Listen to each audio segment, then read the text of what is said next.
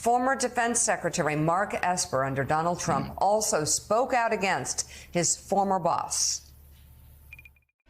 You work closely with Trump. I've heard two different theories as to why he had these documents. One from Stephanie Grisham, who said he just likes, these are mine, and he's like a child with a toy. And one from Michael Cohen. He said he thought that Trump had these documents because he wanted to use them to further his own power or financial well-being in some way. Why do you think he held on to these documents and went to such lengths to stop them, to prevent them from being turned over to the government? Yeah, look, I think both theories could be true and likely are true to some extent. Who knows? People have described him as a hoarder when it comes to these type of documents. But clearly it was unauthorized, illegal, and dangerous. Based on your experiences working with the Trump and the actions alleged in the indictment, do you think Trump can be trusted with the nation's secrets ever again?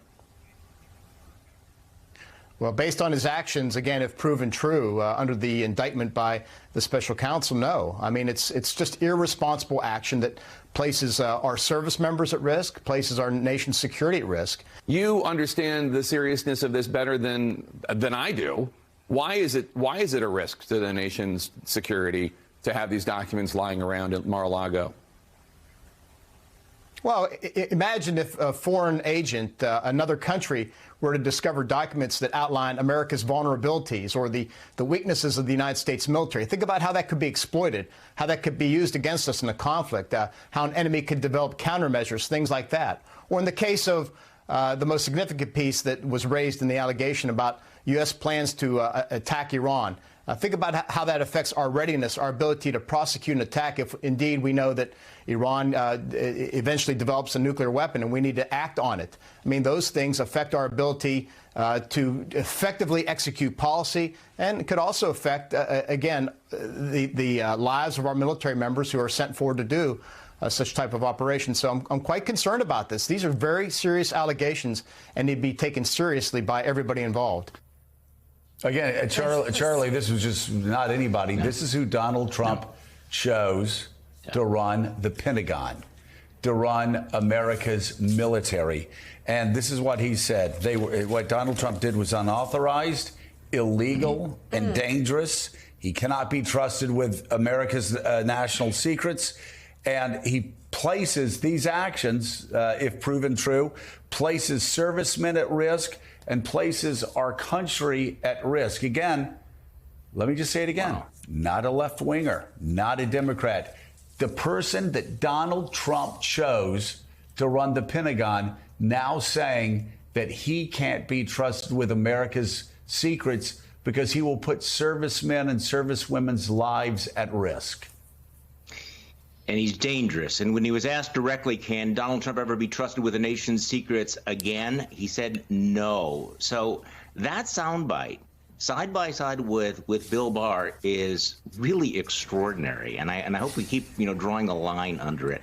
This was somebody that Donald Trump chose. He was the Secretary of Defense. These are the voices coming from within the room.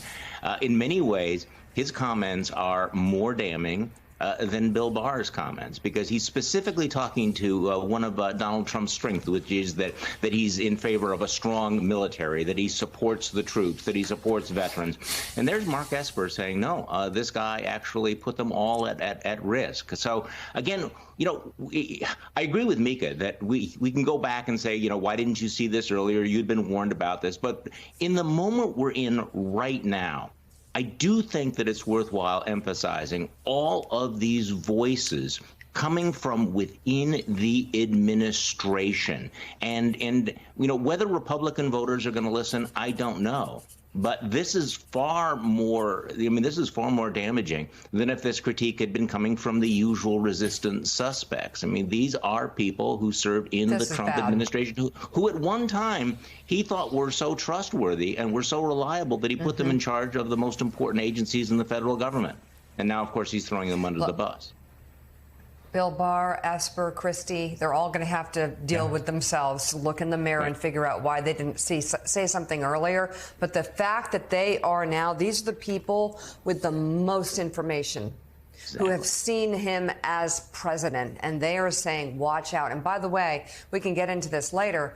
but maybe he didn't just put people at risk and our foreign policy at risk. Maybe he acted on it. Who knows? And see, Who knows what he did We really don't know with this information? And there's no way, unfortunately, that we can know, because I mean, this is, you know, the reason why you don't want these secrets outside of protected spaces in the government is because of that possibility. Exactly. That other people could see it, that other people could be led into, hey, go into that room or this room or that room. You'll find something there if you look in this box.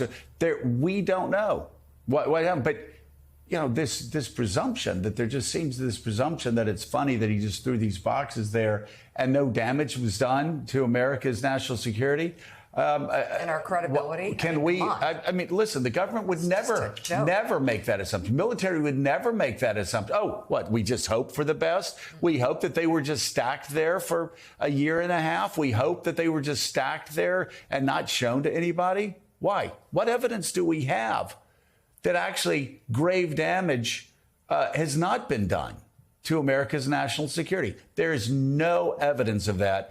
And nobody in America's intel community can come to that assumption. All they can do is they can look at the pictures, they can look at the evidence and see that a crime, a very serious crime, has been committed.